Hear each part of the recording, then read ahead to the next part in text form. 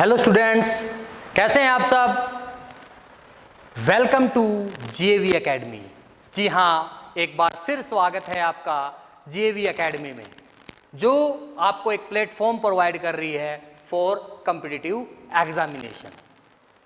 हम अब अपनी इस कड़ी को आगे बढ़ाते हुए अपना आज का जो टॉपिक शुरू करेंगे वो है वायरल डिजीज में ही पोलियो। मैं आपका अपना Devendra Ahlawat, teacher of biology.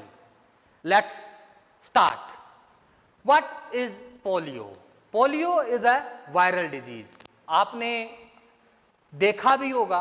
वैसे एक बात मैं आपको बता दूं कि जो इंडिया है, WHO ने अब इसको पोलियो फ्री कंट्री कह दिया है कि इसके अंदर पोलियो का अब एक भी पेशेंट नहीं है, लेकिन फिर भी बहुत रेयर केस अब बचे हैं। आपने देखा होगा इसमें जनरली जो हमारे लिम्स हैं, हाथ या पैर, ये प्रॉपरली फंक्शन करना बंद कर देते हैं। इनकी जो मसल्स होती हैं वो फंक्शन करना कम कर देती हैं। उससे क्या होता है कि जी ये जो हमारे लिम्स हैं पर्टिकुलर फंक्शन नहीं कर पाते और अल्टीमेटली क्या होता है, वी गॉट पैरालिसिस और लकवा जिसको हम बोलते हैं, वो चीज़ हमें हो जाती है। एक हाथ या एक पाँव या दोनों पैर काम करना बंद कर देते हैं। तो ये अब हम डिस्कस कर रहे हैं पोलियो की। तो पोलियो मैंने बताया वायरल डिजीज है। तो ये वायरल डिजीज ऑब्वियस सी बात है कौन से वायरस से होती है? ये होती है पोलियो वायरस से बेटा, पोलियो वायरस। ये एक छोटा सा वायरस है। वायरस सारे छोटे होते हैं, माइक्रोस्कोपिक होते हैं, वैसे दिखाई नहीं देते। स्मॉलेस्ट वायरस कहते हैं इसको पोलियो वायरस से। ये पोलियो वायरस जो है जनरली अटैक करेगा CNS पे। कहाँ अटैक करेगा? CNS, जिसको हम बोलते हैं सेंट्रल नर्वस सिस्टम। अब जो शरीर की एक्टिविटी है, जो हमारी बॉडी में काम होना है, वो किसके द्वारा होता है? वो होता है ब्रेन के द्वारा। अब कोई भी स्टिमुलस अगर बॉडी से पे लगता है, आता है, बॉडी उसको टच करती है, बॉडी या किसी स्टिमुलस से टच होती है, तो क्या होगा, वो सिग्नल नर्व के द्वारा ब्रेन में जाएगा और ब्रेन से सिग्नल वापस उस पर्टिकुलर प्लेस पे आएंगे और ब्रेन उनको ये सिग्नल देता है कि आपने करना क्या है इसके रिगार्डिंग। फॉर एग्जाम्पल, आपको गलती से किसी हॉट प्लेट या गर्म प्लेट से टच कर जाते हो तो आप क्या करोगे? अपना हाथ रिमूव कर लोगे। तो वो रिमूव करने का जब हम बात करते हैं कि रिमूव करने का जो सिग्नल है वो किसने दिया? वो दिया जी ब्रेन ने, सेंट्रल नर्वस सिस्टम ने। आपको पता है कि जो सेंट्रल नर्वस सिस्टम है इसके दो पार्ट हैं अपने पास। एक ब्रेन इसके अंदर आता है और दूसरा आता है स्पाइनल कॉर्ड। Spinal cord. तो ये CNS सेंट्रल नर्वस सिस्टम के पार्ट हैं। सेंट्रल नर्वस सिस्टम पर ये वायरस अटैक करता है और जनरली जो लेग्स हैं वो ज़्यादा इफेक्टेड होते हैं, जो हमारे पैर हैं उनके ऊपर ज़्यादा प्रभाव पड़ता है। तो अब ये वायरस जो है जनरली एंटर कैसे करता है बॉडी के अंदर, इसके ऊपर बात करेंगे। तो ये वायरस है बॉडी के अंदर एंटर करता है थ्रू फूड एंड वाटर। जो हम खाते या पीते हैं तो ये वायरस वहां से बॉडी के अंदर एंटर करेगा। उसके बाद ये वायरस, मैंने कहा कि थ्रू फूड एंड वाटर। अब आपको पता है कि बेटा जो हम खाते हैं वो कहाँ जाता है? That food goes into our stomach for digestion. After that हम बात करेंगे कि जी इसके बाद ये जो वायरस है that goes into the intestine. कहाँ पहुंचा? इंटेस्टाइन के अंदर। From intestine, this virus goes to the CNS, Central Nervous System। ऐसा क्या है जिसके थ्रू ये सिग्नल गया CNS के पास। ये चीज़ें यहाँ हम बात कर रहे हैं कि ब्लड के साथ, ब्लड स्ट्रीम के साथ ये जो वायरस है अब CNS के पास पहुँचता है। जब ये CNS के पास पहुँचता है तो वहाँ की जो मोटर सेल हैं, सेंट्रल नर्वस सिस्टम में जो मोटर हैं, उनको ये अफेक्ट करता है। मोटर क्या काम करती हैं बेटा? मोटर सेल जो होती हैं,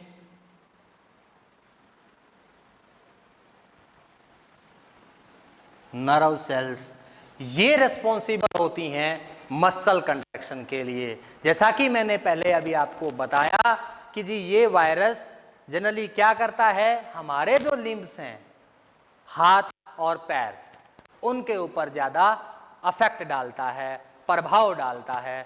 सो ये मोटर नर्व सेल्स डैमेज होती हैं, पर्टिकुलर सिग्नल नहीं पहुंचा पाती, तो हमारा जो पैर है या हाथ है वहां तक सिग्नल नहीं जा पाता। सो जो हमारे लिम्ब्स हैं, हाथ पैर हैं, दे स्टॉप देयर फंक्शनिंग, वो अपना फंक्शन करना बंद कर देते हैं। इस तरह से पोलियो हमारी बॉडी में एंटर करता है। अब हम बात करेंगे ये जनरल व्यू कि जी इसके अंदर होता क्या है, कैसे ये काम करेगा। अब इसके सिम्टम्स की, इसके प्रिवेंटिव मेजर्स की हम बात करेंगे आराम से इसी लेक्चर के अंदर। अब ये जो वायरस है बेटा, ये जो वायरस है जनरली अटैक करता है पार्टिकुलर एज ग्रुप पे। पार्टिकुलर एज ग्रुप है वो है 6 month to 3 years, 6 month to 3 years, 6 महीने के बच्चे से लेकर के 3 साल के बच्चे तक ये वायरस ज़्यादा प्रभावशाली है, उस पे जल्दी अटैक करता है। समझ आई बात? अब हम बात करेंगे इसके सिम्टम्स की कि इसके लक्षण क्या हैं। सिम्टम्स, लक्षण की बात करते हैं। जो जनरल सिम्टम है वो है सोर थ्रोट एंड हेड एक, मीन्स जो गला है उसमें इन्फेक्शन, सोर थ्रोट, उसमें घाव, और हेड एक। जो अब ये जो इन्फेक्शन हुआ ये अगर परसिस्ट हो जाता है, लंबे समय तक बॉडी के अंदर रह जाता है, तो उससे क्या होगा कि जो पेशेंट है that will suffer from fever, उसको बुखार भी होगा। अगर ये लक्षण लंबे समय तक रह जाते हैं होगा पेशेंट को बुखार हो जाएगा, हाई फीवर हो जाएगा, वोमिटिंग होगी और मस्कुलर पेन होगा, फिर स्टिफनेस ऑफ नेक होगी। देन हम बात करें कि जी टिंगलिंग, ये पर्टिकुलर वर्ड मैंने लिखा टिंगलिंग, यही मेन कॉज है कि जब टिंगलिंग होती है, झुनझुनाहट होती है लिम्स के अंदर, हाथ पैर के अंदर, तब हम कह सकते हैं कि जी अब उसके बाद ये रिपीट होता रहता है ये प्रोसेस टिंगलिंग वाला, और अल्टीमेटली क्या होता है, पैरालिसिस। टिंगलिंग, ये पर्टिकुलर वर्ड मैंने इसलिए लिखा, टिंगलिंग सेंसेशन हमारे लिम्स के अंदर होती है, और जिस टिंगलिंग सेंसेशन के कारण अल्टीमेटली क्या होता है, पैरालिसिस हो जाता है। किसके कारण? पोलियो वायरस के कारण। हम किसकी बात कर रहे हैं फिलहाल? हम बात कर रहे हैं सिम्टम्स की, उसके लक्षण की। जो लक्षण हैं वो मैंने पहले बताया कि सोर थ्रोट, हेड एक, ये फर्स्ट सिम्टम है। उसके बाद अगर ये लंबा हो जाता है, ये प्रोसेस लंबा चल जाता है इन सिम्टम्स का, फिर high fever, muscular pain, head एक, वोमिटिंग, देन टिंगलिंग इन लिम्स, हाथ और पैर में झुनझुनाहट हो जाती है, और अल्टीमेटली क्या होगा, पैरालिसिस हो जाएगा। सो ये था पोलियो के सिम्टम्स के बारे में। अब नेक्स्ट हम बात करेंगे प्रिवेंटिव मेजर्स क्या हैं, प्रिवेंट कैसे कर सकते हैं, इससे बच कैसे सकते हैं।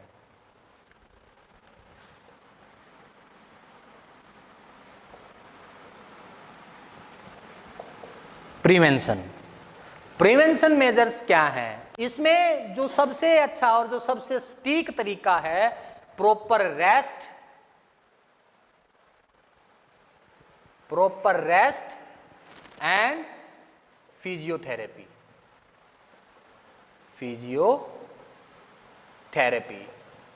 फिजियोथेरेपी बॉडी की एक्सरसाइज हैं जो पार्टिकुलर डॉक्टर्स प्रोवाइड करता है, बताता है कि जी आपने ये एक्सरसाइज करनी है। ये जो प्रिवेंटिव मेजर है, ये जो उपाय है, ये बहुत कारगर है। फिजियोथेरेपी जो एक्सरसाइज जो डॉक्टर्स बताते हैं वो पैरालिसिस में हेल्पफुल हैं।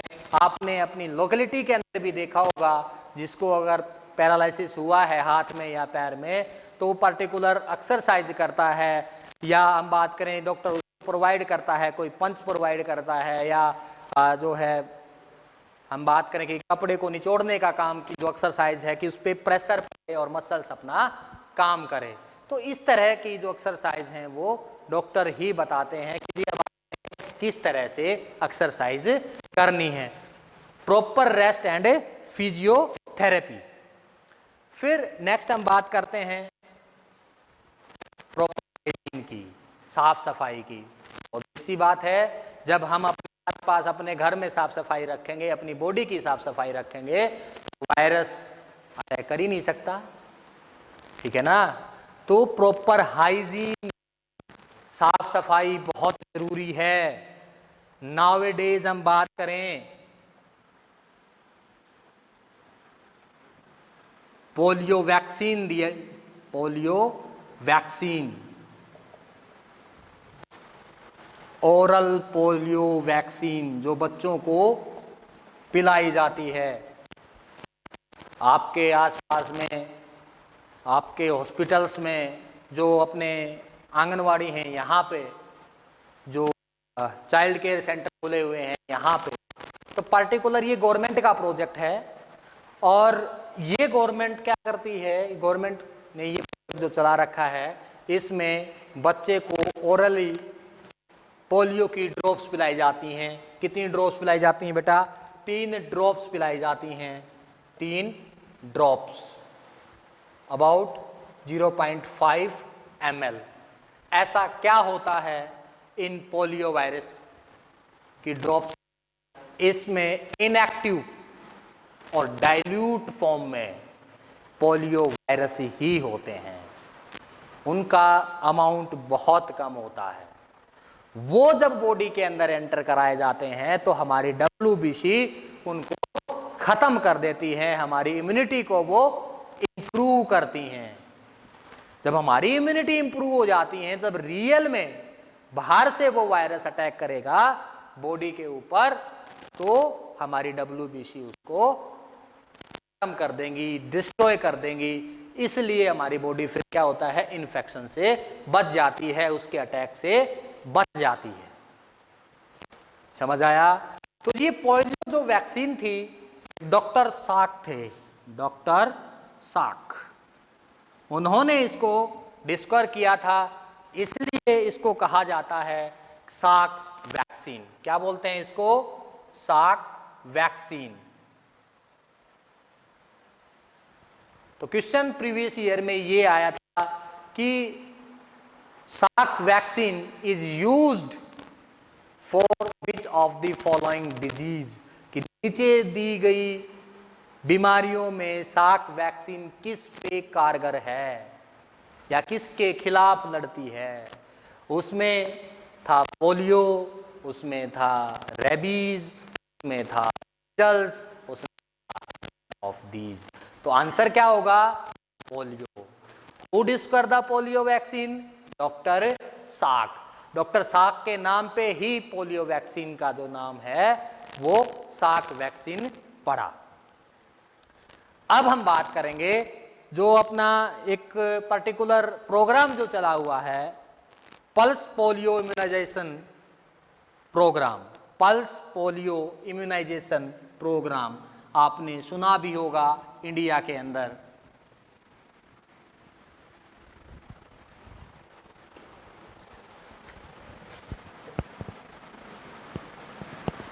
पल्स पोलियो इम्यूनाइजेशन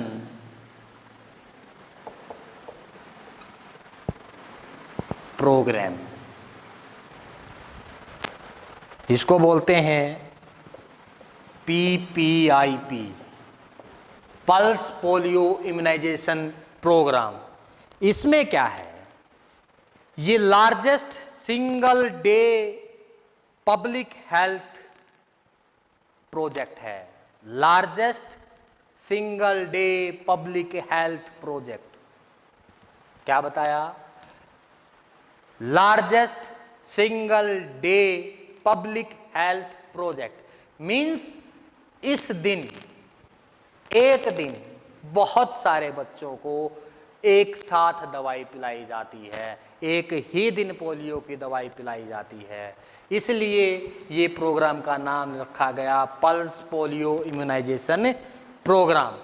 पल्स का मतलब ये होता है कि a dose of substance, means polio vaccine की बात कर रहे हैं हम, ए डोज ऑफ सब्सटेंस जो गिवन की जाती है, दी जाती है, when applied all over the country at one time.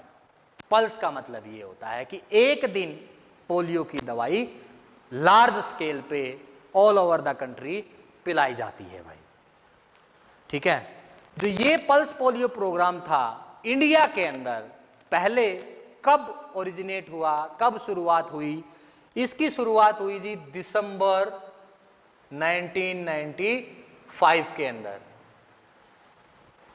देखिए 1995 में मैं स्कूल डेज में था, तो जब ये प्रोग्राम शुरू हुआ तो गवर्नमेंट ने बच्चों की हेल्प ली थी, और हम जो है सोशल वर्क में काम करते थे, तो हमारी ड्यूटी लगा दी गई थी कि जी आपने 0 से 3 साल के बच्चे को पोलियो की ड्रॉप्स पिलवानी है। सो हम पूरे गांव में घूमे थे और ये जो पोलियो इम्यूनाइजेशन प्रोग्राम था इसको सक्सेस किया था अपने गांव में, क्योंकि लोगों को बताना भी पड़ता था, क्योंकि शुरुआत हुई थी उस समय, इतना टीवी रेडियो न्यूज़पेपर का इतना क्रेज नहीं था जितना आज के दिन है। सो ये जो प्रोग्राम था, लेटर आते थे बाकायदा, तो स्कूल में लेटर आया कि जी आपने इम्प्रूव कराना है, इस प्रोग्राम को सक्सेस कराना है, तो आपने बच्चों की हेल्प लेनी है। उस हेल्प से जो है हमने ये काम किया था और बच्चों को पोलियो की ड्रॉप्स पिलाई। कब शुरुआत हुई ये क्वेश्चन बनता है कि इंडिया में फर्स्ट टाइम PPIP कब शुरू हुआ। वो शुरू हुआ जी दिसंबर 1995 के अंदर। फिर क्या था कि नेशनल इम्यूनाइजेशन शेड्यूल, एक पर्टिकुलर शेड्यूल बनाया गया इसके अंदर, जिसका नाम दिया गया NIS। ये क्या था, नेशनल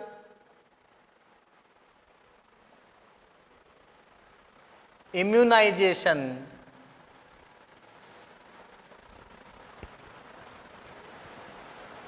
शेड्यूल। ये पर्टिकुलर शेड्यूल था जिसमें करना क्या था कि जी 3 ड्रॉप्स जो हैं वैक्सीन की बच्चों को पिलानी थी, जो कि मैंने आपको बताया अबाउट 0.5 ml, और 1.5 मंथ का जो बच्चा था 2.5 एंड आफ्टर दैट 3.5, ये इंक्रीज कर दिया गया। तो इस एज के पर्टिकुलर बच्चों को ये वैक्सीन पिलाई गई। और फाइनली इसके बाद आती है बूस्टर डोज। ये तो वैक्सीन थी जो इतने ml, 0.5 ml, डेट 1.5, 2.5, 3.5 एज के बच्चों को पिलाई गई, ये मंथ में थे जी। उसके बाद आई बूस्टर डोज। ये जो बूस्टर डोज थी ये पिलाई जाने लगी 1.5 ईयर्स ओल्ड चिल्ड्रंस को, 1.5 साल का जो बच्चा है उसको बूस्टर डोज पिलाई जाने लगी। उसके बाद क्या हुआ कि उसके बाद फिर ये कंपल्सन कर दिया गया कि 0 से लेकर के 5 साल के बच्चों को जितनी बार भी पोलियो की ड्रग्स या दवाई दी जाए वो आपको पिलानी है। ये कंपल्सन कर दिया गया कि 0 से 5 साल के बच्चों को जब भी ये प्रोग्राम हो आपने बच्चों को पोलियो की दवाई पिलानी है। इससे क्या हुआ, इम्यूनिटी इंक्रीज होगी और इम्यूनिटी इंक्रीज होने के बाद क्या हुआ कि WHO ने इंडिया को पोलियो फ्री कंट्री मान लिया, घोषित कर दिया कि इंडिया के अंदर अब पोलियो का कोई भी केस नहीं है। मैं आपको एक थोड़ी सी हिस्ट्री बताना चाहूँगा कि जी पोलियो इंडिया के अंदर जब आया तो कितने कितने केसेस थे।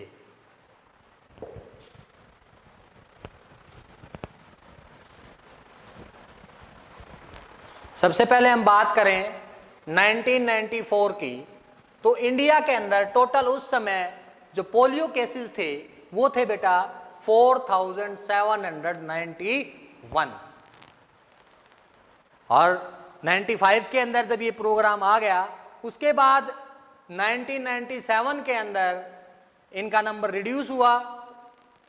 पोलियो केसेस जो मिले 2489। आफ्टर दैट 2002 के अंदर 2002 के अंदर only 1600 cases. After that 2003 only 225 new cases were observed. After that 2004 only 125 cases, 135 cases। 2004 में इतने नए केसेस मिले इंडिया के अंदर। फिर ये वैक्सीनेशन का programme year by year improve होता रहा और इसके इंप्रूव होने के बाद 27 मार्च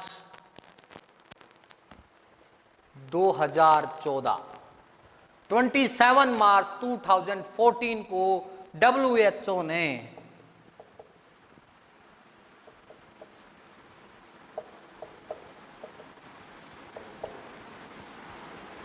पोलियो फ्री इंडिया कह दिया कि अब इंडिया के अंदर एक भी पोलियो का केस नहीं है।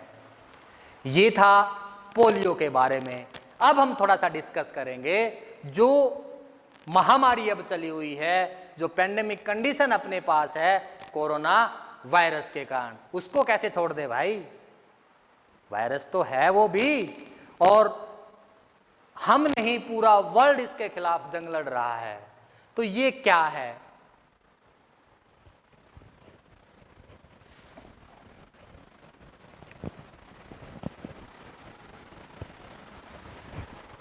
कोरोना वायरस की बात करेंगे।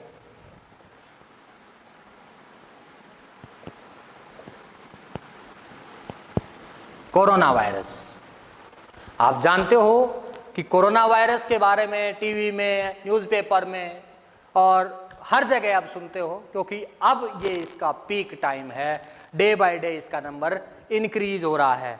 तो कोरोना वायरस रियल में है क्या? कोरोना वायरस एक सिंगल वायरस नहीं है, वो ग्रुप ऑफ वायरस है। कोरोना वायरस क्या है?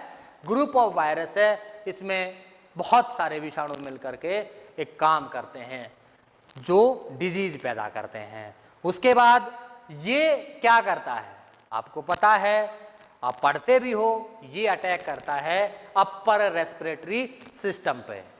कहाँ अटैक करेगा ये? अपर रेस्पिरेटरी सिस्टम पे। और इसका जो जेनेटिक मटेरियल होता है वो होता है आरएनए, इसलिए इसको आरएनए वायरस भी बोलते हैं। ये जो वायरस है अकेला ह्यूमन बीइंग पे नहीं, मैमल्स के जितने भी मैमल्स हैं, मैमल्स जो यंग वन प्रोड्यूस कर सकते हैं, जो बच्चे पैदा कर सकते हैं, बर्ड्स के ऊपर ये अटैक कर सकते हैं। तो ये वायरस ह्यूमन बीइंग, मैमल्स जितने भी हैं, बर्ड्स, इनके ऊपर अटैक कर सकते हैं। शुरुआत में हमें क्या होता है, थोड़ी सी इलनेस महसूस होती है इसके सिम्टम्स की। फिर कुछ केसेस के अंदर कॉमन कोल्ड है जो दूसरे वायरसेस से भी होती है, इसलिए इसको कहा गया ग्रुप ऑफ वायरस। फिर बेटा इनका नंबर जैसे आपको पता है कि डे बाय डे इंक्रीज हो रहा है, तो इसके जो सिम्टम हैं उनको 3 कैटेगरी में डिवाइड करा गया है। सिम्टम्स को 3 कैटेगरी में डिवाइड किया गया है।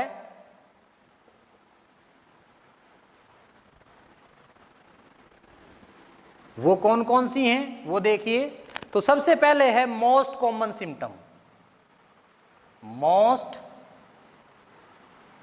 कॉमन सिम्टम्स जो जनरली दिखाई देते हैं। दूसरे नंबर पे अपने पास हैं less common symptoms.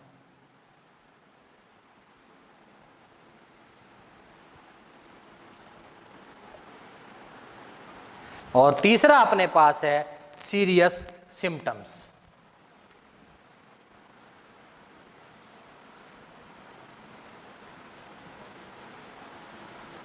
Serious symptoms.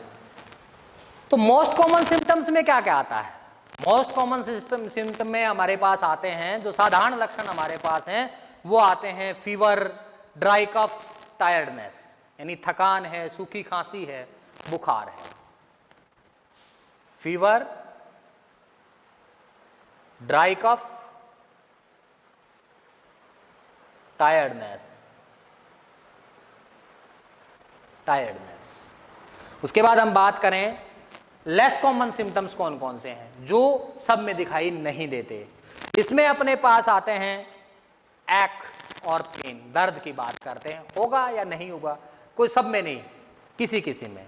शोर थ्रोट, गले का इन्फेक्शन, डायरिया, हेडेक और loss of smell and taste. इसमें क्या है, टेस्ट का नहीं पता लगता, स्मेल का नहीं पता लगता। तो ये लेस कॉमन सिम्टम है जो सभी पेशेंट के अंदर नहीं देखे जा सकते। Pain, sore throat, diarrhoea, headache और loss of taste and smell, गंध का पता नहीं लगता, सुगंध का पता नहीं लगता, तो ये लेस कॉमन सिम्टम है। सीरियस सिम्टम्स की बात करें जिससे जो डेथ का कारण है, वो ये सीरियस सिम्टम्स क्या हैं? तो सबसे पहला जो सिम्टम है बेटा वो ये है कि difficulty in breathing. First symptom क्या बताया? डिफिकल्टी इन ब्रीदिंग, सांस लेने में तकलीफ। शॉर्टनेस ऑफ ब्रेथ हो सकती है। चेस्ट पेन, चेस्ट पेन ये इसका सिम्टम है। फिर थर्ड है लॉस ऑफ स्पीच और मूवमेंट, आवाज चली जाती है। ये सीरियस सिम्टम्स हैं इसके, इसलिए इन सिम्टम्स को 3 कैटेगरी में डिवाइड किया गया।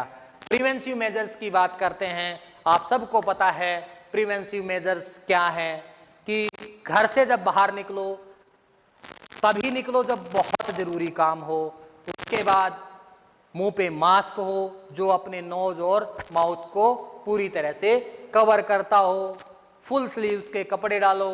फिर बात करो तो सोशल डिस्टेंस के साथ अबाउट 2 मीटर।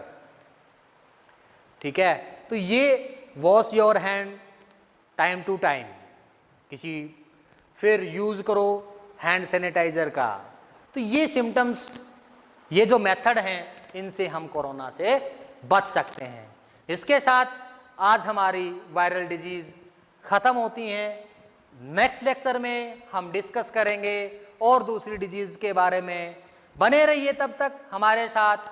हमारे वीडियो को लाइक कीजिए, सब्सक्राइब कीजिए और अपने दोस्तों के साथ शेयर कीजिए, जिससे आपकी प्रिपरेशन कंटिन्यू रहे और आपका हौसला भी बढ़ता रहे, आपका जो सपना है वो साकार हो। Thank you.